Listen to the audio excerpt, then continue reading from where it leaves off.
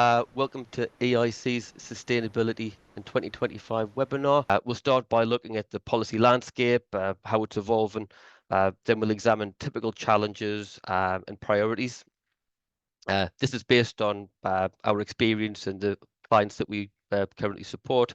We'll then look at credible sustainability journeys, which, as I said earlier, will be different for all organizations. So this part of the presentation will look at fundamental principles and best practice.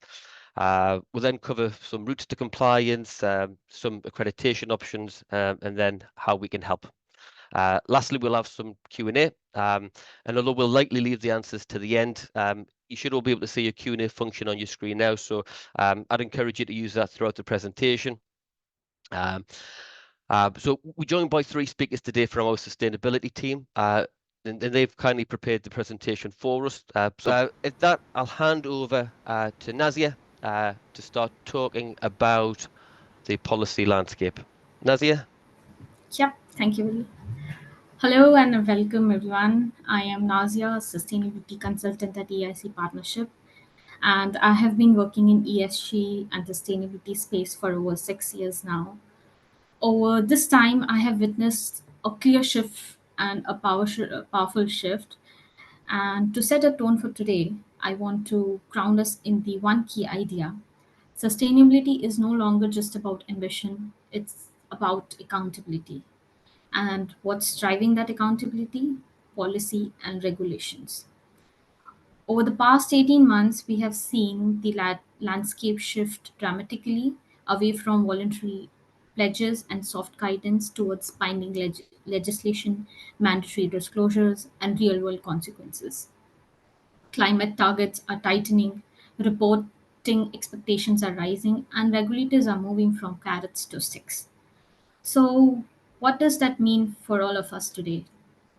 I'll walk you through what's required under frameworks like ESOS Phase 4, CSRD, and the UK's new sustainability disclosure standards, and how climate and net zero policy is evolving across sectors, and why certifications like ISO, B Corp, and SBTi are getting tougher and increasing difficulty to ignore. Whether you are leading sustainability in house, coordinating reporting across multiple sites, or working within a supply chain, that the message is the same. Policy is not just a risk to manage, it's a platform to lead from.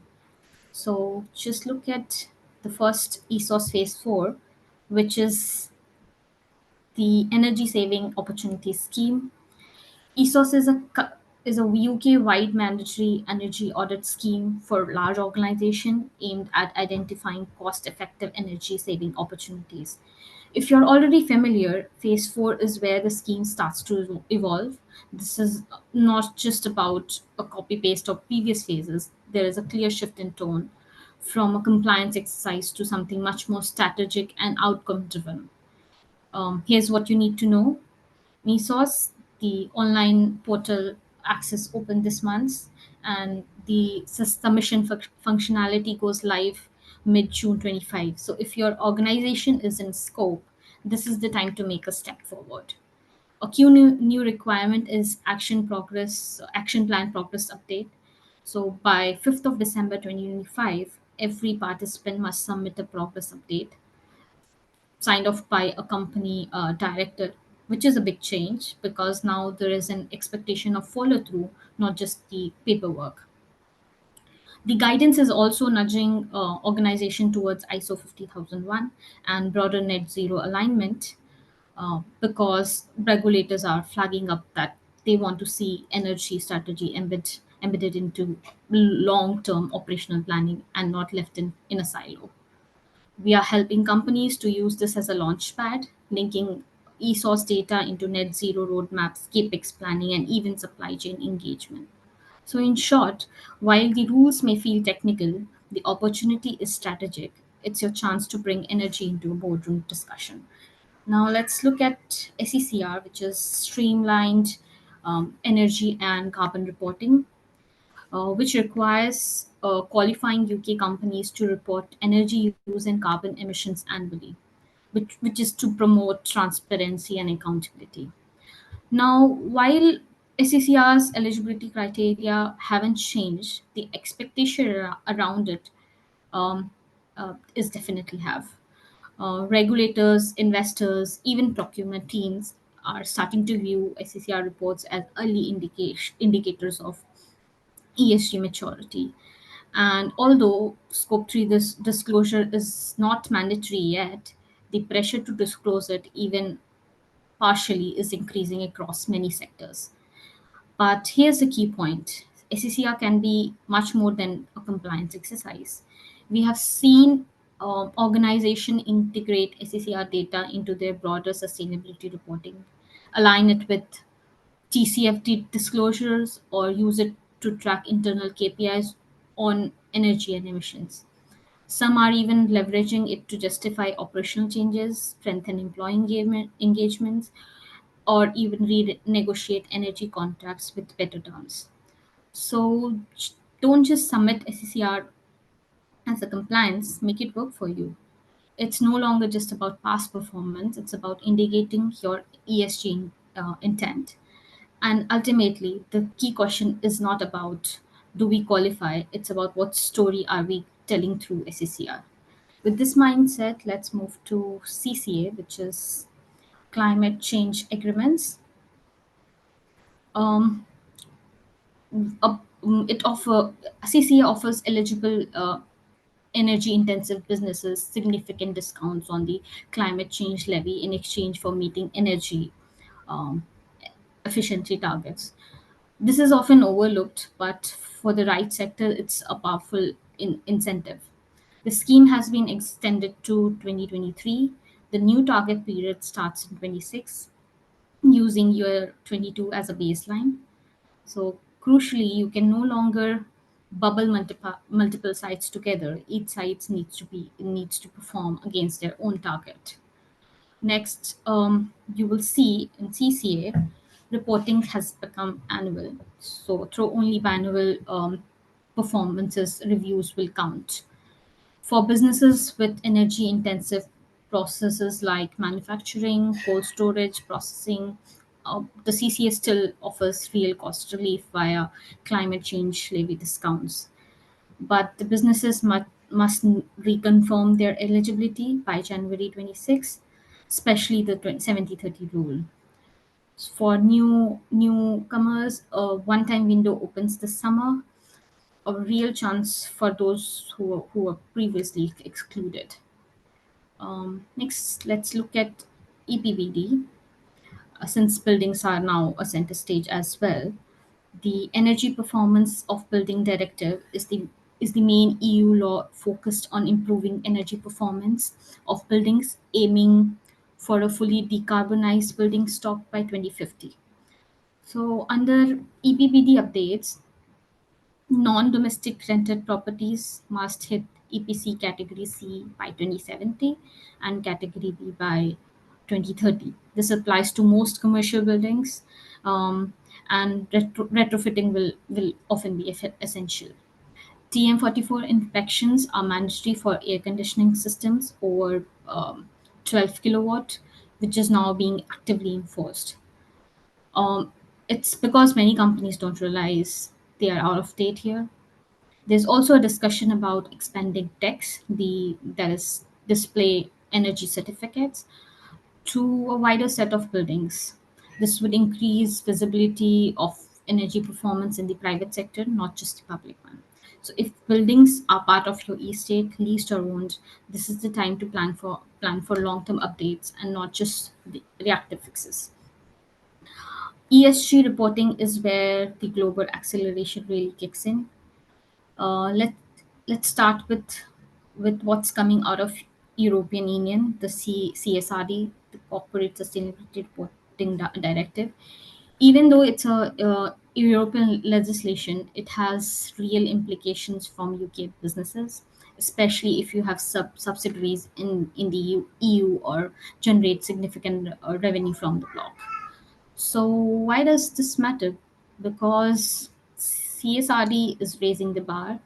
It's no longer just about ticking boxes. Companies will now need to report on double materiality, full value chain emission, climate risk, biodiversity, and human rights, all all subject to third party assurance. Meanwhile, in UK, we are also preparing for arrival of sustainability reporting standard UK SRS, grounded in ISSP's standard 1 and 2. These focus heavily on climate-related financial disclosures, so building directly on TCFD principles, and they are about to set to become mandatory for UK's large companies with influence cascading down the supply chains. But beyond regulation, um, the key thing is ESG data is becoming decision critical. Investors are using it to rank portfolios, procurement teams are scoring bids with it, and employees and consumers are choosing brands that can back up their claims with credible, assured data. So it's clear if it's not measured, assured, and communicated clearly, it doesn't count anymore. Let's look at net zero and understand why the pressure is intensifying. UK's legally binding target of net zero by 2050 is now paired with a near term requirement, an 81% emission reduction by 2035, which is an updated NDC announced at COP26. You will see that just 10 years from now, maybe a single capex cycle for most of the companies. But the catch is, while the ambitions are bold, most sectors are not on track. That's that requires us to create new policies, tools like carbon pricing schemes, mandatory transition plans, and increasing investors to scrutiny of scope 3 emissions. Speaking of scope 3 accounts for more than 70% of a company's footprint. That's tackling purchase good, transport, business travel, waste, and even employee commuting. It's complex but unavoidable. The best advice we give is start with your baseline, map your material scope 3 categories, use established guidance like GHG protocol, then define credible science based target and not just commitments. If done right, your net zero plan becomes more than compliance checkbox. It becomes a roadmap to resilience, efficiency, and long-term relevance. Let's turn to ISO certifications, um, an area where voluntary standards are quickly becoming vital as certification frameworks catch up with the policy at pace. Take ISO 50001, the international standard for energy management. It's now been updated to align with ESO's Phase 4, and the emphasis has been shifted. It's no longer just about periodic audits, it's about embedding a system of continuous energy performance, integrating energy use with asset strategies, metering systems, and business KPIs. Similarly, for 14001, your environmental management system is under review. It is expected to introduce stronger guidance on climate risk and systems thinking, pushing companies beyond box ticking towards meaningful environmental performance. Then there's ISO 14064, the greenhouse gas accounting framework. If you are quantifying emissions and preparing for external verification, the standard is essential. It's gaining a real recognition and increasingly seen as a credible, trusted basis for GHG reporting. And perhaps the most exciting is ISO 14068, which replaces PAS 2060 as the new global uh, benchmark for carbon neutrality. There's no more room for vague offsetting claims. It brings rigorous requirements for setting system boundaries, following an emission reduction hierarchy, and implementing credible neutralization strategies. So the takeaway is, if you are serious about decarbonization, ISO is not no longer an option. It is becoming the language of trust and assurance. Let's look at some voluntary standards. So beyond ISO, we are seeing a new wave of accountability in voluntary standards, and it's transforming how business proves sustainability leadership. B Corp, for instance, is about to implement one of the biggest overhauls in the industry. New thresholds for climate action, diversity, equity, which is DEI, inclusion, governance, and supply chain engagement will make certification much more tougher, but obviously more meaningful. For many SMEs, it's becoming a proxy for ESG excellence. RE100, the global 100% renewable energy commitment, has strengthened its rules too. It now excludes outdated or blended sources like biomass co-firing. If you are claiming 100% green power, it is very good. It is better to have RE100 as a credible, traceable, and most trusted certification. And SBTI, the Science Based Target Initiative, is tightening its net zero standard as well. Soon, offsetting will no longer be a fallback. The emphasis is shifting to deep, real world decarbonization first and only then permanent removals, not just for credits. What all of this tells us? This tells us that voluntary doesn't mean soft anymore. These frameworks are becoming unofficial gatekeepers for investments, partnerships, and brand trust. So that's what the regulations say. But how does it actually show up in a business decision? Take Tesco, for example. They are now required their top 100 suppliers to disclose Scope 3 emissions and set science-based targets that goes far beyond the minimum requirement of SECR. So if you are a supplier, this is not an option. It's a condition of doing a business. And then there is Nestle UK, which has extended its climate engagement to tier 2 and tier 3 suppliers, asking for traceability and emissions data from organizations that were never directly regulated in first place. This pass-through effect means sustainability expectation cascade through supply chains.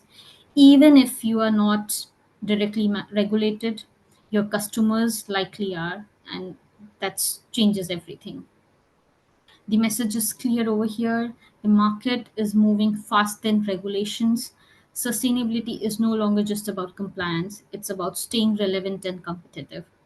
We are entering in an era where policy is a blueprint for innovation, from ESOS to ISO, CSRD to SBTI. Sustainability must be fully integrated into business strategy and not treated as a side task. At EIC Partnerships, we help organizations turn that regulatory pressure into clear actions, strong systems, and measurable value. Because the company that treat sustainability as a strategy and not just as a statement will be the ones that thrive. That's all from my side on current policy and regulations update. Next, Leon and Jodie will take you through more details on policies and schemes we have covered and how we can support you in navigating them. Good morning, everyone. My name's Leon, and I lead the carbon sustainability service at EIC Partnership. So it's my pleasure here to share with you the challenges that's facing regarding sustainability and implementations. So we'll begin by looking at the key challenges we all see across all sectors in meeting carbon and sustainability goal. Firstly, regulatory complexity is a major hurdle. Businesses are juggling multiple schemes, for example, ESOS Phase 4, SECR, the new UK SDS reporting, CCA, CSRD reporting, and also the evolving EPC standards. So the reporting timelines don't always align, making it harder to coordinate efforts. Second, there are data limitations. Many organizations lack a central platform to manage carbon and energy data. Scope 3 in particular, which includes supply chain and transport emissions, is still a major blind spot. Then we have resource and capability gaps. A lot of sustainability teams are small, part-time, or still forming. With limited internal expertise and budget, execution can stall. There is also a need to balance cost with commitment. Many businesses struggle to justify upfront decarbonization costs, especially when ROI isn't immediate. Finance and procurement teams may not yet be fully engaged. Lastly, we have reputational risk and greenwashing pressure. Some feel pressured to report before they are ready, risking overstatement that don't stand up to scrutiny. The fear of missing stakeholder expectation is real. These challenges are common, but they are also addressable. Next slide. Let's now take a look at how these challenges and drivers plays out across key private sectors industries. We've picked out 4 industries as example. So let's take a look first at the manufacturing and industrial.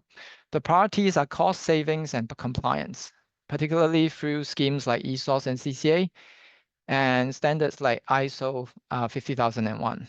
But these sectors are undergoing pressure to decarbonize heat and respond to investors' ESG due diligence. The second sectors we look at is the commercial real estate and facilities. The focus is on EPC minimum standards, TM44 inspections, and the tenant sustainability expectations. Poor EPC ratings now carry financial and legal risk, especially for lettable space. In retail, hospitality, and consumer brands, there's high visibility. Certifications like B Corp, Scope 3 transparency, and alignment with SBTi are increasingly expected. Consumer and media scrutiny drives reputational state higher than ever. And lastly, in logistics and transport, the focus is on Scope 1 and 3 emission, particularly fleet emissions. Rising fuel costs and pressure to electrify fleet means carbon reduction must be integrated into daily operation. Each sector has its own mix of pressure, but the shift from compliance to leadership is happening across the board. Turning to the public sector, the priorities are just as urgent, but often constrained by funding and delivery capacity. In trusts such as the NHS, green plans are now mandatory and align with NHS net zero goal. Compliance with DEX and SCCR is also required. And procurement must now meet the net zero supplier roadmap. In local authorities and councils, they often lead on climate declarations but lack the internal resource to deliver. There's a growing need for robust EPC upgrades, Scope 3 reporting, and verified carbon reduction plans.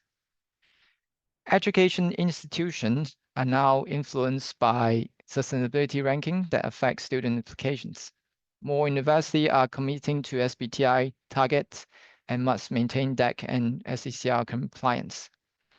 Lastly, in government departments and agencies, reporting is mandated under the greening government commitments. These entities are also early adopters of the new UK SRS standards, the Sustainability Report Standards, aligning with ISSB principle. Here too, we see a strong shift from minimum compliance to becoming role model in climate leadership.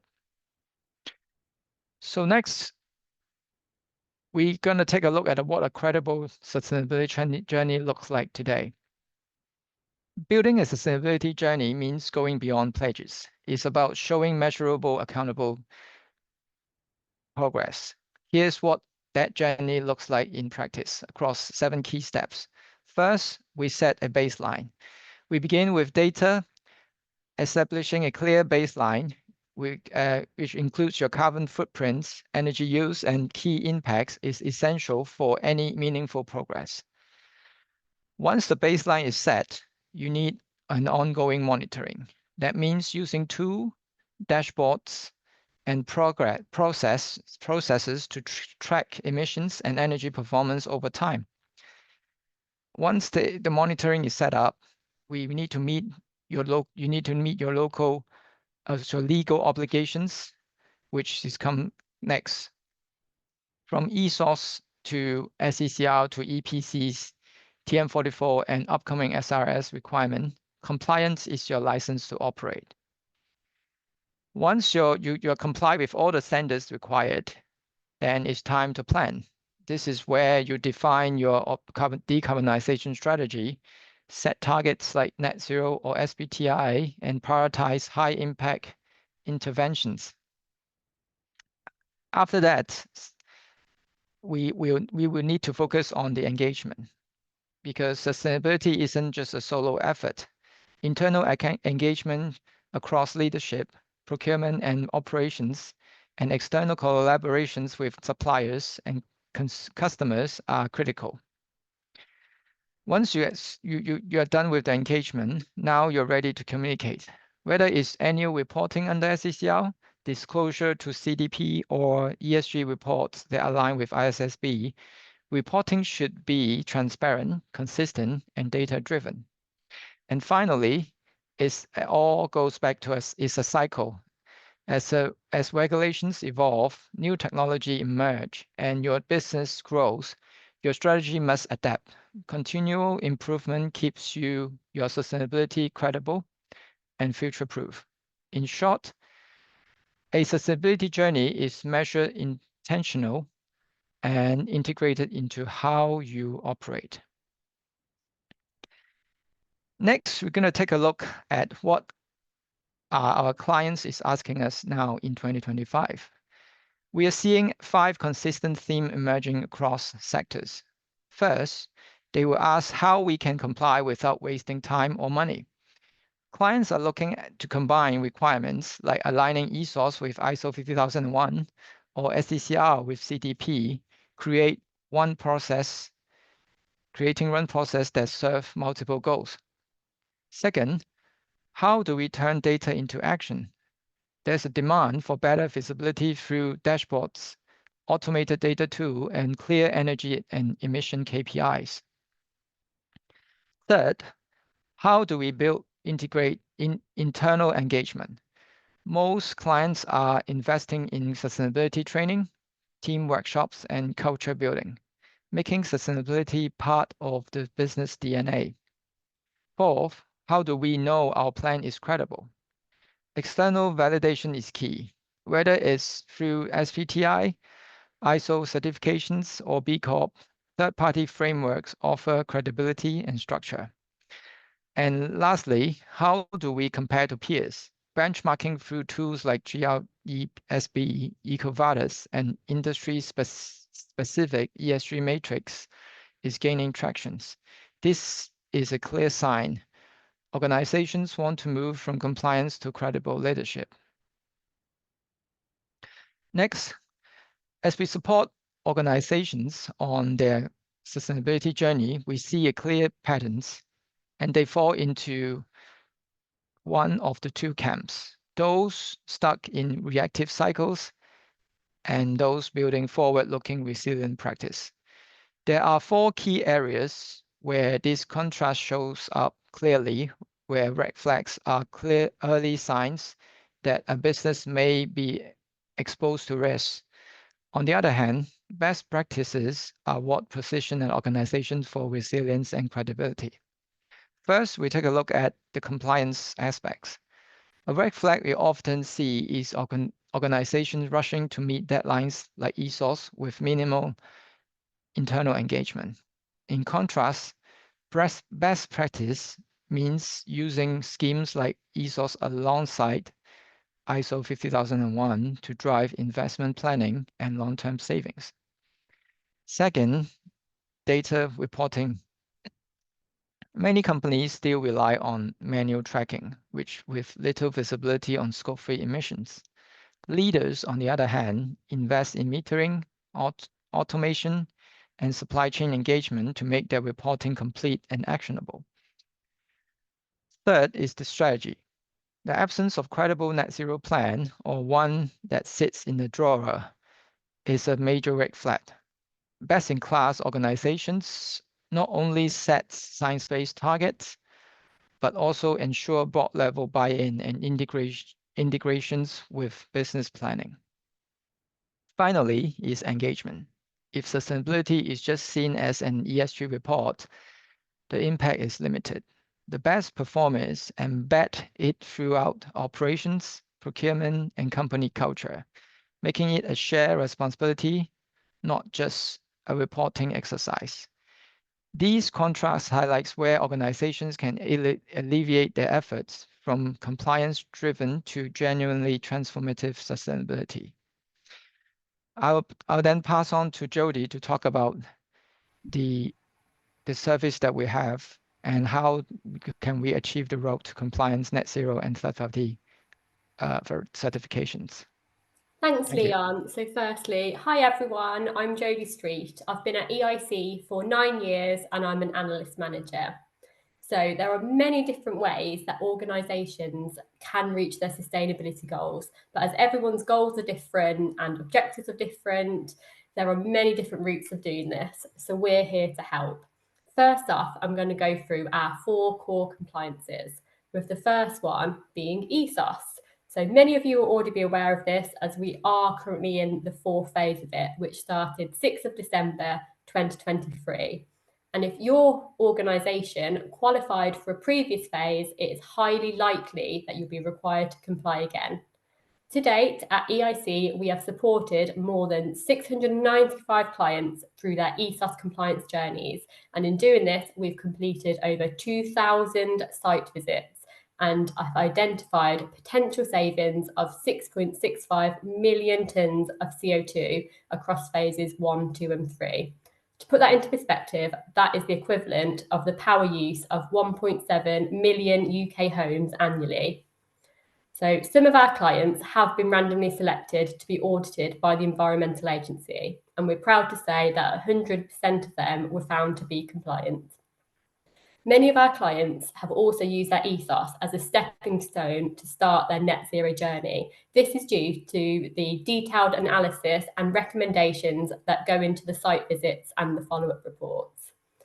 Next, our second core service offering is SECR. So streamlined energy and carbon reporting is mandatory for qualifying businesses, and the outcome of the SECR report sits in your director's report on Companies House. We are in the 8th year of SECR now, so many of you will already be familiar with this. But how confident are you that your report includes all the key elements required for compliance?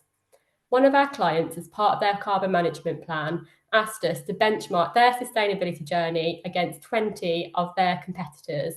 And from Companies House filings, it was actually revealed that 60% of them were still failing to include the critical information.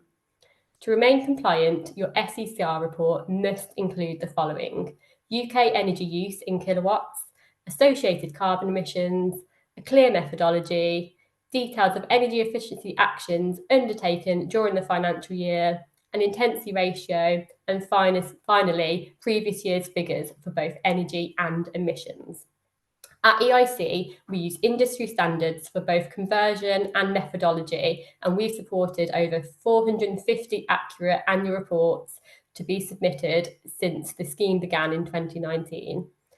As these are shared publicly on Companies House, it's not only helping everyone stay compliant, but it also demonstrates to stakeholders that there's a transparent commitment to sustainability.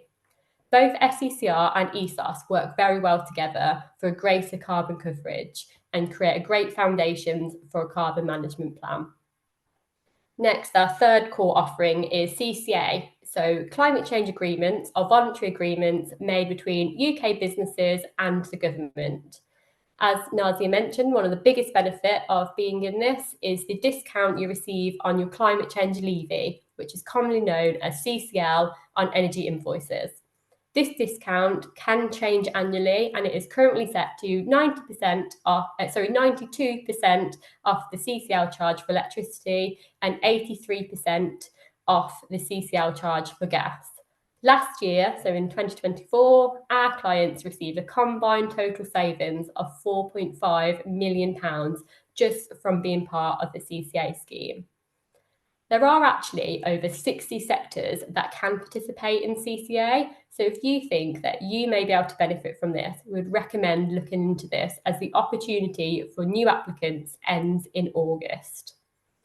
At EIC, we can help both new companies to CCA enrol, and by doing this, we can check if you're eligible, we can get in touch with your industry sector, and we can prepare your application.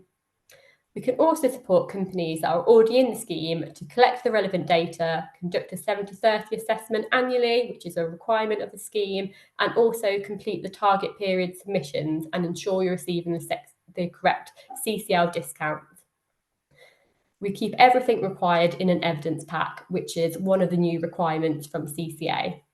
Unfortunately, when clients come to us, the majority of them have not historically been receiving the correct CCL discount, but fortunately, this can potentially be backdated up to 5 years. Our final one of our core service offerings is EPBD, which stands for Energy Performance of Building Directive, which includes 3 sections. That's display energy certificates, energy performance certificates, and TM44 air conditioning inspections. So with DECs, they're a legal obligation for public building authorities and for public institutes larger than 250 metres squared that are frequently visited by the public. These demonstrate how much energy a building uses and gives it a rating from A to G, and these certificates must be prominently displayed for the public to see. Non-compliance can actually lead to fines up to £1,500 per building, and these certificates are valid for 1 or 10 years, depending on the building size. EPCs are mandatory for most buildings built after 2008, and these certificates can last for 10 years. Although that's the minimum requirement on EPCs, some of our clients like to conduct EPCs voluntarily as part of a larger assessment, with one of our clients recently appointing us to complete 143 EPCs across all their UK-wide sites in preparation for a larger refurbishment project. Finally, there's TM44s. So these inspections are crucial for businesses to meet legal requirements and avoid fines up to £300 a week. These inspections ensure your air conditioning systems comply with the Energy Performance of Building Directive, and they also ensure a safe working environment for employees. If your system is greater than 12 kilowatts, you need to have it checked every 5 years. All 3 of these in this section must be prepared by a certified energy assessor, along with a recommendations report. Since 2008, we've actually conducted thousands of DECs, EPCs, and TM44s from anything from a single site building all the way up to large universities and hospitals. Next, we have carbon management. So we provide a wide range of net zero, carbon footprinting, and energy management support bespoke to your company's needs. And all 3 of these sections, they can be looked at separately, or they can be looked at all together as part of a carbon management plan. I'll go through them. So first we have net zero strategy. So before we can create a net zero plan, we like to look back on several years worth of energy data. This is so we can get a greater understanding of how your energy is being used over a longer period of time. This allows us to be able to accurately assess how processes, any changes in procedures have impacted your energy use. And then from this, we work with you as the client to be able to create a step-by-step guide into your net zero journey. And we can take into consideration individual businesses' needs, such as timescale, budgets, and goals. We can also support you every step of the way, whether this is from gaining renewable energy contracts all the way to offsetting the energy which is unavoidable. With Scope 3 reporting, this looks at the indirect greenhouse emissions that occur in a company's value chain but are not owned or controlled by the company. Companies can explore many different avenues to reach this, and depending on what you include will be different for each industry, each individual company, each direction you want to go in. So for example, recycling and energy recovery is quite popular, so is asset disposal. We also can look at upstream and downstream emissions, so upstream such as suppliers and downstream such as distribution. And then with the energy and carbon audits, so energy audits are used within the other schemes. So for example, for ESOS, we do energy audits, and we do different types of audits for different schemes, but we can do them individually. So These are a great way of examining and analysing a building or facilities processes to understand how energy is being used and identify opportunities to improve the efficiency and reduce consumption and finally lower the cost. It's this section of carbon management that our clients really love, that they can write about on their website, their social media, and they even include parts of this in tenders as a way of winning business.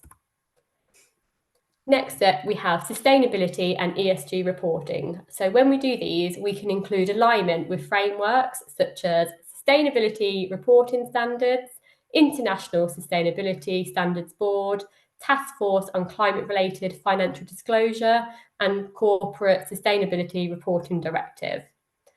These services include stakeholder engagement, gap analysis, and the preparation of high-quality disclosures. Finally, we have certifications and recognitions.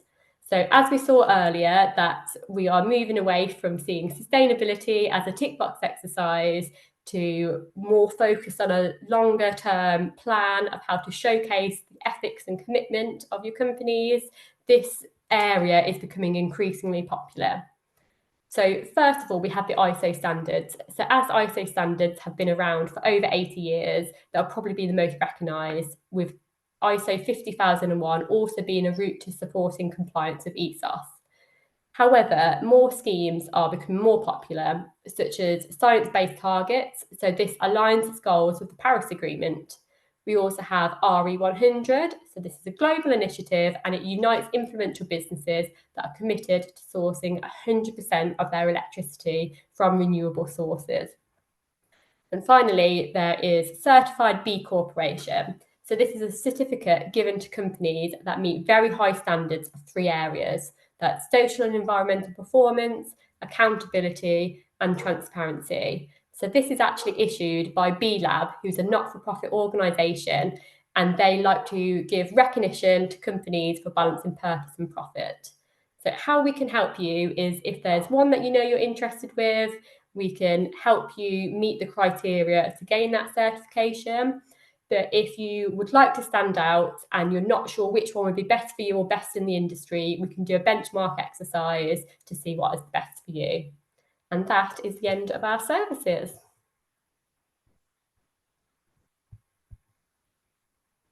Thank you, Jodie. Thank you. Skipping ahead. Thank you for anyone who's asked any questions throughout the presentation too. I'm just going to quickly run through a quick summary. So you've got another minute or so just to ask any questions that you might want to put before we get to answering them.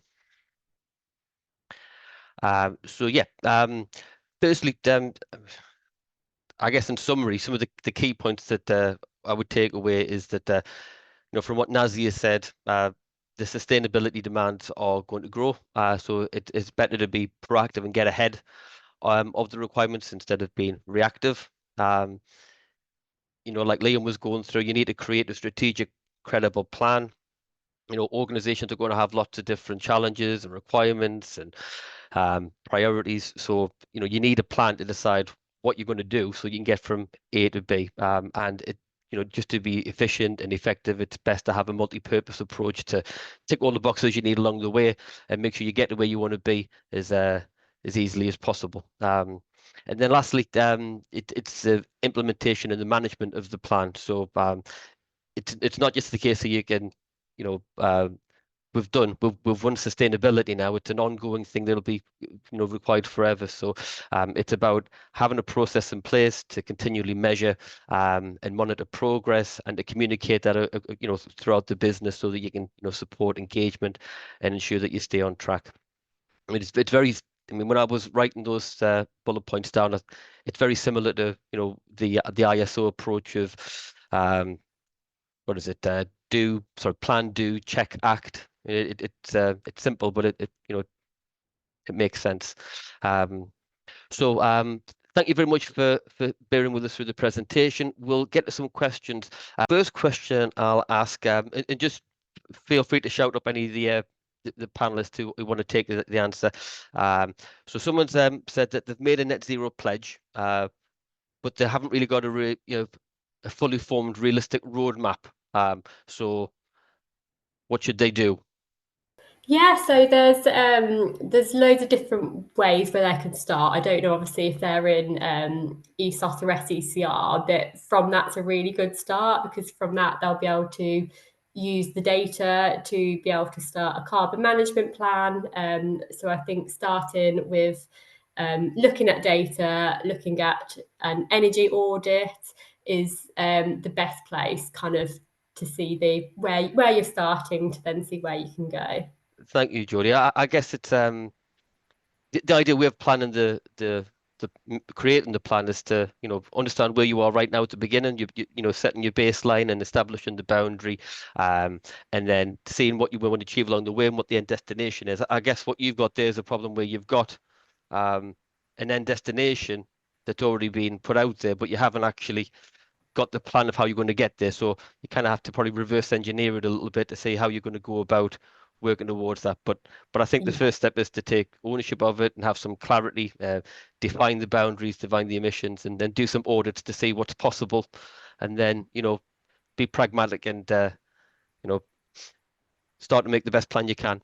Yes, definitely, I agree, because we have had clients come to us before where they've kind of converted to like new equipment, thinking that will help them be more sustainable. But unfortunately, as they've not looked into like the benefits and kind of everything, it's actually not been as beneficial as they thought, which is very unfortunate. Yeah. So that's why it's best to look at the bigger picture. I guess that's probably true for all organizations. Even if you have made a plan, you need to monitor progress, and if it's not working out, you need to then maybe revise what you're doing.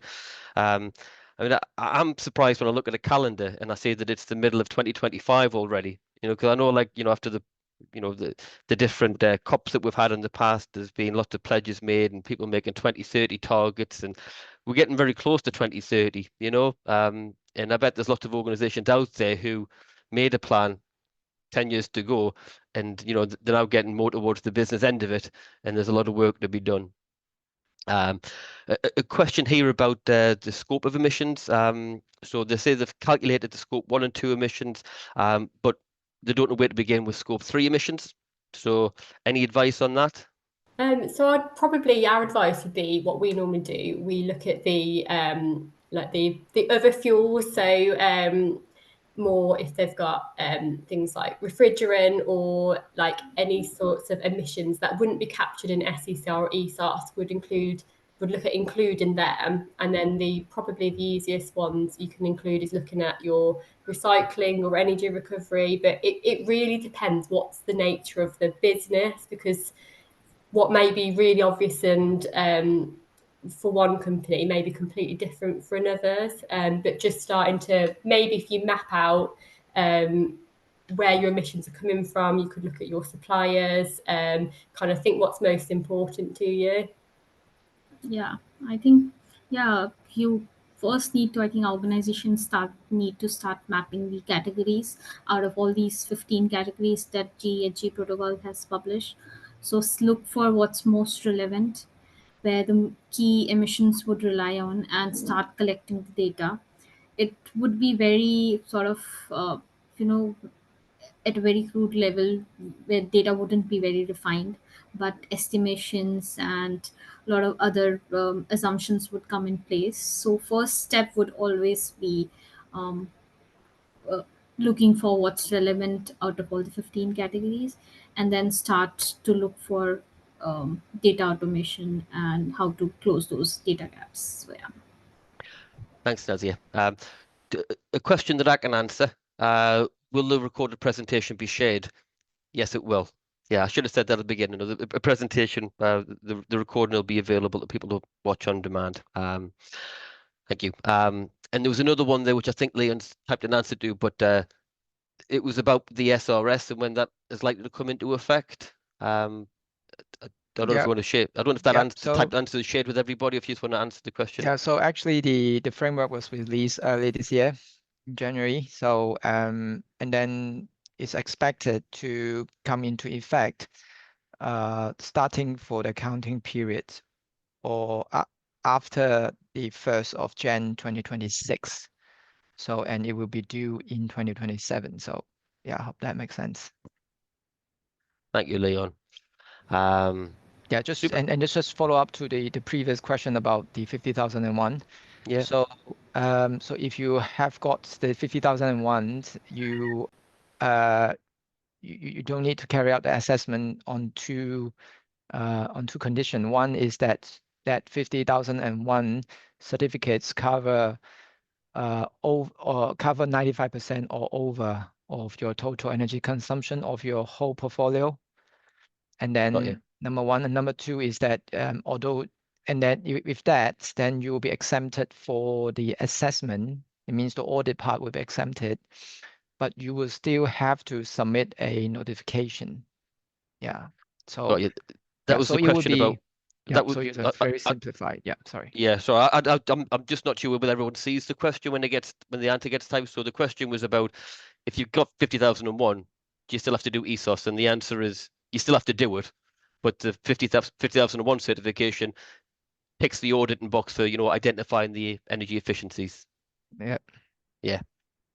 Super. We've got 2 minutes left.